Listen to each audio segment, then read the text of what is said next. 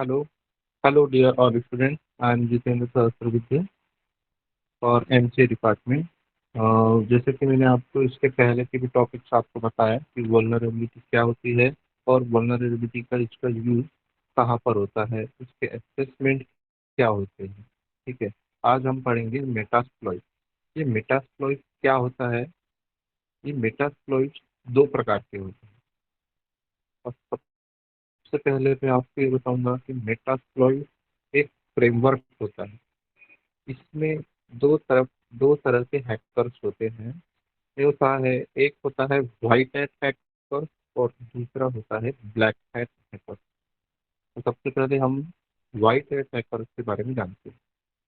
White hat hacker ये एक ऐसा हैकर है जो कि कुछ वेबसाइट या फिर कुछ सॉफ्टवेयर या फिर कुछ नेटवर्क, इन चीजों में से जो वल्नरेबिलिटी निकालना है या फिर उस चीज को अपडेशन करना है या फिर उस चीज न्यू कोड को पता करना है या उसकी सिक्योरिटी को पता करना है, तो हम इस वाइट हैट हैकर्स का यूज करते हैं। मतलब जब तक कि हम किसी की परमिशन ना लेंगे तब तक कि हम उस वेबसाइट या उस सॉफ्टवेयर या फिर उस एप्लीकेशन या फिर कुछ डिवाइस पे वर्क नहीं कर सकते जब तक कि हम परमिशन नहीं लेंगे तब तक के।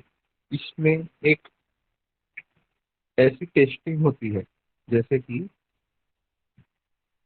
कुछ लोगों की परमिशन लेके उसको हैक करते हैं, बहुत से लोग हैक करते हैं। उसके बाद उस चीज का न्यू कोड पता करना है या फिर हैक करके जो सिक्योरिटी पता करते हैं उसको बोलते हैं पेनेट्रेशन पेनेट्रेशन पेनेट्रेशन टेस्टिंग। मतलब जो हम वाइट हैट हैकर्स में जो वर्क कर रहे हैं उस चीजों में से जो अपन कमियां निकाल रहे हैं या फिर कुछ कोडिंग यूज कर रहे हैं या फिर कुछ सिक्योरिटी कोड अपन यूज कर रहे हैं, उसमें भी कुछ चेंजेस करते हैं, तो उसको पेनिट्रेशन टेस्टिंग कहते हैं। इसके लिए, इस पेनिट्रेशन टेस्टिंग के लिए आपके पास में टूल्स एंड सॉफ्टवेयर होना चाहिए।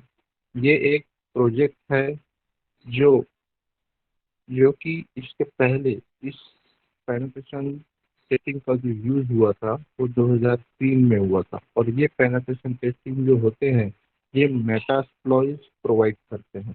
जैसे कि एक कमेटी है, उसमें भी हम पेनिट्रेशन टेस्टिंग होता है। जैसे कि गवर्नमेंट की साइट है, उसको भी अलग अलग हैकर्स हैक कर सकते हैं। जैसे गवर्नमेंट की साइट होती है, वो जब तक के अपन सामने वाले की परमिशन ना ले या फिर जब तक के सामने वाले की परमिशन अपने को मिलती नहीं तब तक के अपन उस वेबसाइट को वेबसाइट की कमियां नहीं निकाल सकते या फिर उस वेबसाइट की कुछ कोडिंग नहीं निकाल सकते या फिर उस वेबसाइट के कुछ सिक्योरिटी टूल्स होते हैं, सिक्योरिटी टूल्स एंड कुछ पासवर्ड्स होते हैं, उस पता करने के लिए हमको परमिशन लेना पड़ता है। बट सबसे ज़्यादा एंड्रॉयड फ़ोन में यूज़ होता है मेटास्प्लॉइट। ये एक अपन ने पहला पॉइंट पढ़े हैं वाइट हैट हैकर। अब मैं आपको बताऊंगा black hat hacker. Black hat hackers क्या करते हैं? कुछ गवर्नमेंट के साइट्स होते हैं या फिर कुछ कॉलेजेस के साइट्स होते हैं या फिर फॉर एग्जांपल के लिए अपन अपना मोबाइल समझो। अपने मोबाइल में बहुत सारे ऐसे एप्लीकेशन होते हैं, या फिर एक एग्जांपल से मैं आपको फेसबुक बोलूँगा। फेसबुक में बहुत से लोगों की ऐसी कुछ आईडी होती है जिसमें हैकर क्या करता है, अपनी आईडी को हैक कर देता है। बट मुझे ये समझ में नहीं आया कि उस वो हैकर को अपना आईडी पासवर्ड कैसा पता चला। उस आईडी पासवर्ड से उसने अपनी आईडी को कैसे हैक किया और वो वहाँ अपनी आईडी कैसे चला रहा है ना। इस चीज को बोलेंगे अपन ब्लैक हैकर।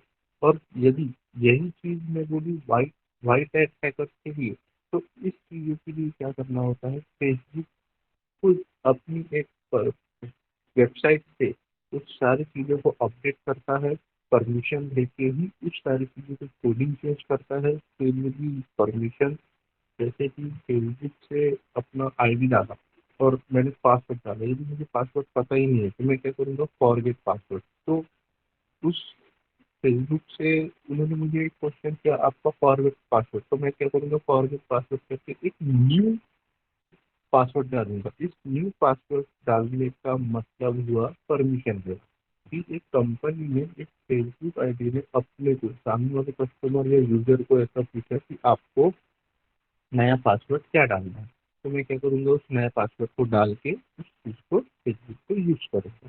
ठीक है। अब इसमें क्या होता है, ये हो गया आपका वाइट हैकर।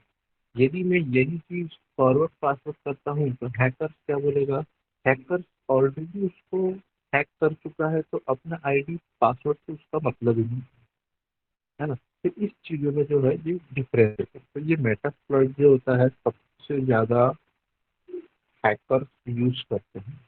हैकर लोग को बहुत अच्छे से तरीके से पता है कि इस चीज़ को कैसे निकालना है, इस आईडी को कैसे ब्लॉक करना है और इस आईडी को कैसे हैक करना है। ठीक है। इसमें एक दो ऑप्शंस होते हैं, एक नेटकाट होता है और दूसरा है सॉकेट होता है। देखो नेटकेट क्या होता है, ये एक कंप्यूटर नेटवर्क को पावरफुल टूल, सॉरी, एक ये जो नेटकेट है, ये एक कंप्यूटर नेटवर्क को पावरफुल कंप्यूटर नेटवर्क का पावरफुल टूल है, क्योंकि इसके लिए एडिशनल सॉफ्टवेयर की जरूरत नहीं पड़ती। इसका यूज प्रोटोकॉल को इम्प्रेस करने के लिए करते हैं, और इसको एन कैट भी कहते हैं, मतलब नेट कैट हैकर का।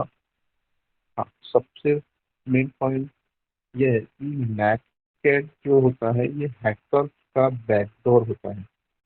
जैसे कि मैंने आपको बताया, ब्लैक ब्लैक एट हैकर सबसे ज़्यादा ये नेटकैट का यूज़ करते हैं। इसलिए आपको मैं आपको बताया कि हैकर का नेटकैट जो होता है ये हैकर का बैकडोर होता है।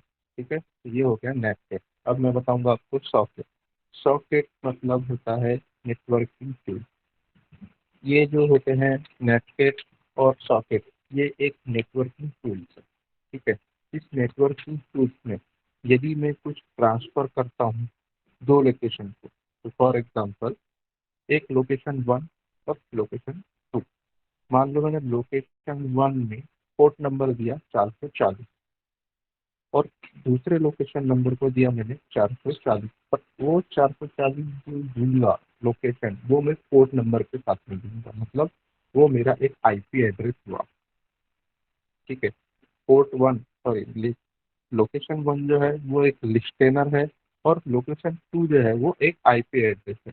इन दोनों के बीच जो नेटवर्क्स होते हैं या फिर जो आईपी एड्रेस का जो नंबर होता है, इसको बोलते हैं सॉकेट।